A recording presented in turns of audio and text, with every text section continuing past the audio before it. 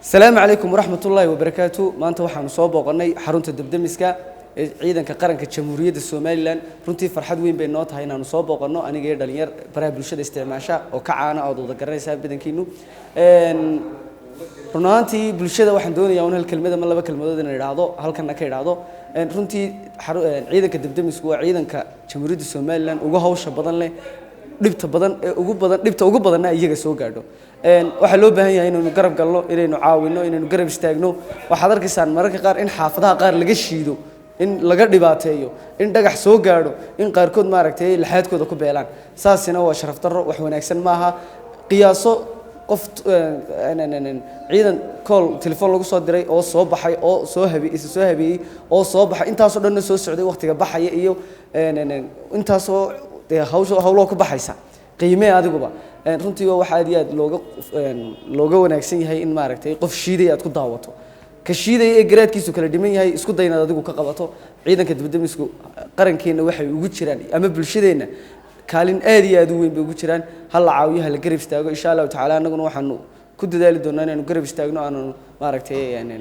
caawin doono insha Allah ta'ala ciidanka dibdamiska waxay nooga baahan yihiin inaan garab siino hadii noqoto dhinaca social media haba ama hadii noqoto dhinaca kaleba haddaad aragtaan ciidanka dibdamiska howlgal ku socdaan inaad rafaadaysaan ama wax dhibaato u geystaan walaga fiican yahay haddaad ku yaacaysaan meesha dhibaatada ay jirtaan waxaad wax la qabataan ma inaad iyaga shiidaan dhibaatada ka diisan sidoo kale wadooyinkana inaad dhinaca ugu yar beedaan waxa jira gawaari badan iskugu dhiga marka waxa la dhinaca dhibaatooyinka gawaarida ay dhinac walba shiidka in laga daayo haddana maanta anaga dalkeena dhisan weyna cid kale oo noo dhisaysa ma jiro dadkeena garab siin weyno laakiin intaad xoog hayso aqliga hayso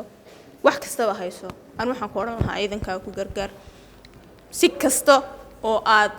awood u leedahay ciidankaaga dad istaagto ama qarankaaga dad istaagto waxaad noqonaysaa qof wax laakiin intaad ag taagnin waxaad noqonaysaa qof kala dhantaalan